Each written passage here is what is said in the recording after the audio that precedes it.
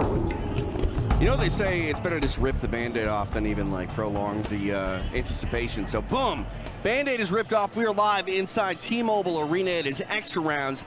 I'm TJ DeSantis. She is Vanessa Demopoulos, the little monster. And we are live here in Las Vegas for Extra Rounds, UFC 282 style. It is the final pay-per-view of the year. And Vanessa Demopoulos, I just love fight night in the fight capital of the world. This is absolutely freaking awesome. I mean, I'm excited every single time there's fights going on, you know? Like, even like when I see like fights in the gym, people sparring, it's exciting. It's like, it just gets your blood pumping, you know? So it's just really awesome to be able to be here at a pay-per-view event, UFC 282. It's the final pay-per-view of the year. Right. And it takes very little to get Vanessa Demopoulos' blood pumping. I'm just saying. You got your popcorn even. Show the people the popcorn. Guys, I have popcorn. Yeah, I like it. I like it. I love popcorn. This is like one of my favorite parts about being at a live event is being able to eat the popcorn. You don't have to twist my arm to get me to eat some popcorn. So, let's talk about what we got going on. Our main event tonight, a new UFC light heavyweight champion will be crowned. We'll see Jan Blachowicz take on Magomed Ankalaev. This is familiar territory for Jan Blachowicz, a former champion trying to get back into that championship spotlight. And what better than, to close out the year in a sort of short notice opportunity. These opportunities come every once in a while for UFC athletes, Vanessa. And when the phone rings and it says, hey, do you want to fight for a championship belt? The answer is always yes. I mean, even on a week's notice for him to be able to get this phone call while he was on a plane coming from Poland on his way here to the United States. Apparently, he didn't even have internet on the plane, so he just like drops down in the USA like, oh, I'm fighting for a title next weekend. How crazy is that? Right, 100%. And like I said, you have to say yes. And what can you lose? Really nothing. It's an opportunity that he didn't expect to get against a very tough Magomed Ankalaev. Ankalaev on a 9-fight winning streak. He's also the favorite. Do you think it's because of that momentum, Vanessa, that he finds himself as a near 3.5 to 1 favorite over Jan Blachowicz? I mean, you want to talk about momentum. The man is on a 9-fight win streak right now. He is very powerful. He's very skilled and extraordinarily aggressive. So yes, I think he's very deserving of this title fight. No more than anybody else. Like, he is absolutely the man who should be in line for this. Let's take a look at the odds courtesy of our friends at DraftKings. You see the former champion Jan Blachowicz at plus 275. The favorite Ankalaev at minus 330. So odds makers definitely siding with Ankalaev. DraftKings Sportsbook is the official sports betting partner of the UFC. New customers can make a moneyline bet of $5 or more and get $150 in free bets if your fighter wins at UFC 282. Download the DraftKings Sportsbook app now. Use code Fight Pass and get in on the UFC 282 betting action. Go do it, and make the fights a little more fun. Not that you need more incentive to get into our fight card tonight, but you might as well. $150 in free bets could be waiting for you over DraftKings. So we have a very exciting title fight looking forward to, which is just completely unpredictable. We don't know what's going to happen. These are two men who are jumping in at a last-minute opportunity. And then we have the co-main event with Paddy the Baddy versus Jared Gordon. 100%. And, Paddy Pimblett is a guy that, I would say maybe the nerves, the pressure of being in a co-main event this early in your career would weigh on someone, but Pimblett is so comfortable and just sort of flourishes in the spotlight that I think if he could draw it up any other way, he wouldn't. He wants to be here in this opportunity, in this co-main event. People might say maybe it's too much too soon, but so far so good for the Baddy. So far, so good. And this is absolutely everything that he has created. He has looked forward to these opportunities. He has screamed for them from the top of his lungs. And he has made himself marketable enough to do so. I think that he's looking forward to this opportunity. I don't think this is something that's going to nerve him at all. And it's almost unsettling how settled he is in this position. That's true. I've always wondered that. Like, is it ever a little bit concerning when someone is so comfortable with that attention? Yeah, you're almost like, ooh, dude, like, you all right? Like, because that's not normal, right, But nothing about being in the UFC is normal. Nothing about being a UFC fighter is normal, and especially being a co-main event 3 fights into the UFC. 100%. And he's taking on a very tough athlete in Jared Flash Gordon. Gordon is no stranger to the UFC's octagon. He's got more experience than Paddy Pimblett. And while Paddy is the more recognized, well-known name of these two athletes, you know Jared Gordon's going to want to make sure that everyone remembers his name when the night is over. And I think that it's amazing that Patty gets to go up against somebody as calibered as Jared Gordon. Jared is such a seasoned veteran. His boxing is very crispy. His jiu-jitsu skills are absolutely amazing. And Patty has his hands full. I don't think he really truly recognizes how full his hands are. Yeah, and that's one thing. We've actually seen Pimblett do well inside the UFC despite facing some adversity. You know, he's been in there and has had to exchange fire with fire. What do you think tonight's fight looks like? Is this going to be a Paddy Pimblett that is on point and has an easy night at the office, or does Jared Gordon, the near 3-1 underdog, pull up the upset card tonight? I want to see the upset. I want to see the upset. And I think it's because everybody is so excited to see Paddy the Baddy walk in there and do what he does, which is be entertaining. So in that fashion, Paddy's always going to win. But I really want to see Jared Gordon come out on top tonight. We'll see what happens. It is Paddy Pimblett against Jared Gordon, our co-main event tonight here inside T-Mobile Arena at UFC 282. Some other fun action headed your way on our main card. Santiago Ponzinibbio, he was supposed to face ruthless Robbie Lawler. That is not the case, but again, even if it's not Lawler standing opposite of Santiago Ponzinibbio, Ponzinibbio is must-see TV in my book. Oh, I mean, the man comes to fight, you know, like his nickname is the Dagger for a reason. Like, he is going in there, he is going to be in your face.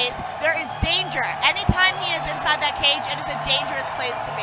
Yeah, 100%. And opposite of Ponzinibbio is the very smart Alex Morono, who's got a lot of fight IQ.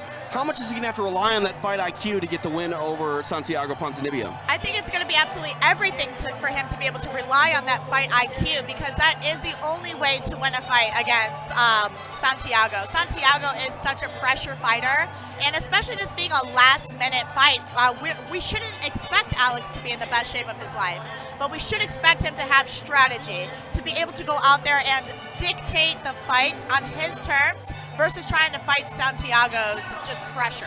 Yeah, you talk about the sort of short notice opportunity here for Morono. Obviously, you know, this is the fight game. Not everything comes, you know, on a silver platter for you. You got to make the best of what you're given. But can you overcome maybe some of the less time that you've been able to prepare with a good fight IQ in a fight? Oh, absolutely. Yeah, you got the right game plan down. It doesn't matter what shape you're in. Yeah. You know, like you can get the fight where you want it to go, as long as you have the proper game plan in place and you are able to implement that. And that is something that we see from an athlete like Alex Moreno.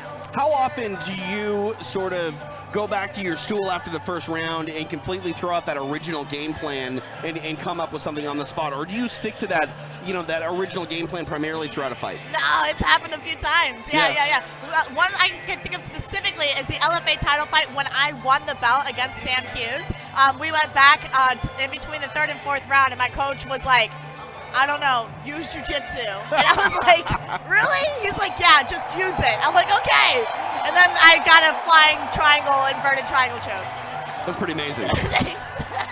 You should stick to that jiu-jitsu. Use jiu-jitsu. Those are my directions. I don't know. Everything else just went out the window. Not bad directions. We'll see what happens in this featured fight between Darren Till and Dricus Du Plessis. Looking at Darren Till, this is a guy that, you know, kind of had his spot carved out at the top of the mountain. They thought it was going to be in the welterweight division. He's moved up and he's moved down. He's you know, gone kind of back and forth with his trajectory. What do you expect from Darren Till tonight, who's the underdog here in Las Vegas? Yeah, and I mean, I guess you can totally see him being the underdog. You have two strikers going up against each other. But the fact that we know that Darren Till has been working on his grappling skills, we need to see him show that off tonight.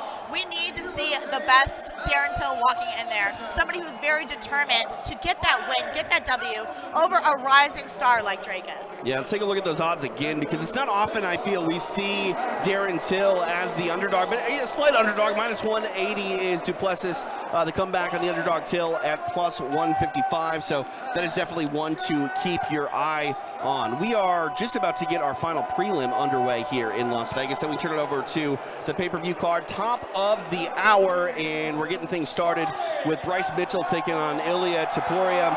Bryce Mitchell, another guy who's a very well-known name in this space, but he too finds himself as the underdog. So I feel there's a little bit of a theme tonight. Even in our main event, you have Jan Blachowicz, you know, as the former champion taking on Ankalaev, who is not the former champion, but is the big sort of favorite. Bryce Mitchell, well-known fighter, taking on Topuria, but a lot of the sharp bettors, if you will, like Topuria to get it done in our opening bout here on pay-per-view. Yeah, I think it is kind of crazy how the superstars are all the underdogs Right. tonight, right? Yeah. Like, what's going on here? Yeah. I think that in the case of Bryce Mitchell versus Ilya, like, we are all going to win. I mean, at least us jiu-jitsu lovers are going to win on this.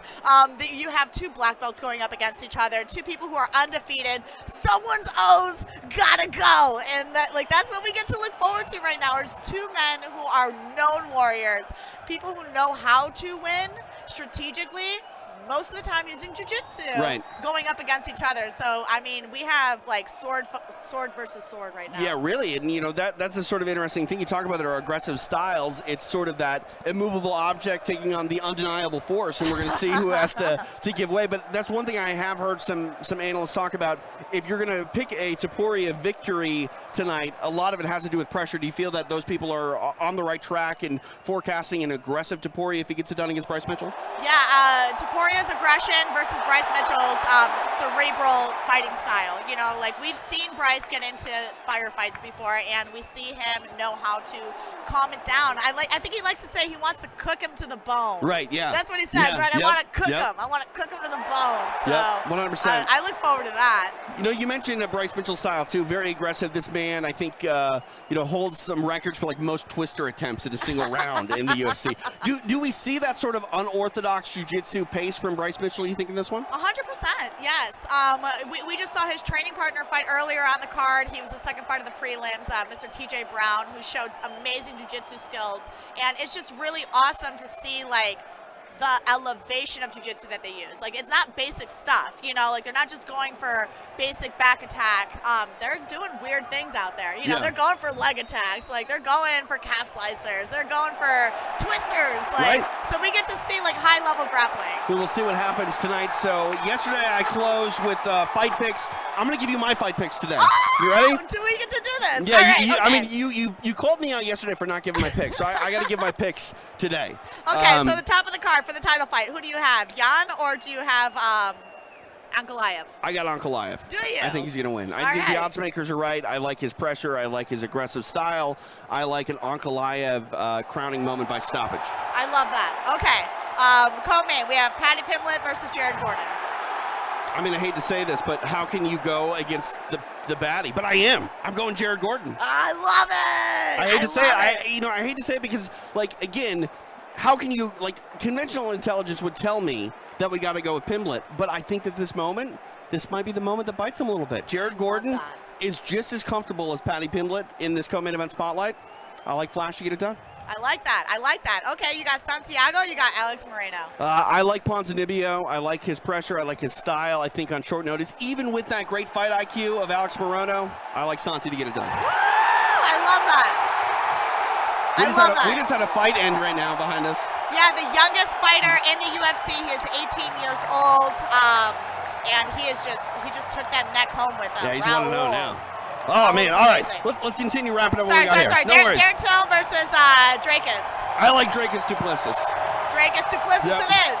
All right, and the final one, Bryce Mitchell versus Ilya Topuria. Ilya Topuria is getting it done. All right, I like that. I don't know, I kind of like that. I'm I picking want to some see Bryce underdogs Mitchell today. win. I'm picking some underdogs. I mean, that's the thing, too. I don't really care. Like you said, we all win, I think, in that Yes, fight. we all but win. I'm on the record, Vanessa Demopoulos. I've planted my flag.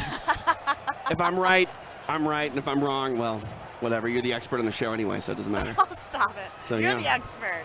I'm just along for the ride. No, I'm just along for the ride with you. Like, you're like VIP. You've been here for like 5 seconds. Or like, it's Vanessa Demopoulos. Get her a pass. All access. Get her popcorn. That's all I want. Whatever she I wants. just want some popcorn. There we go. Have some more popcorn. Okay. Thanks, you guys, for having popcorn with us. All right. I think that does it for us. Last prelims in the book. Top of the hour. Pay-per-view. I need more popcorn.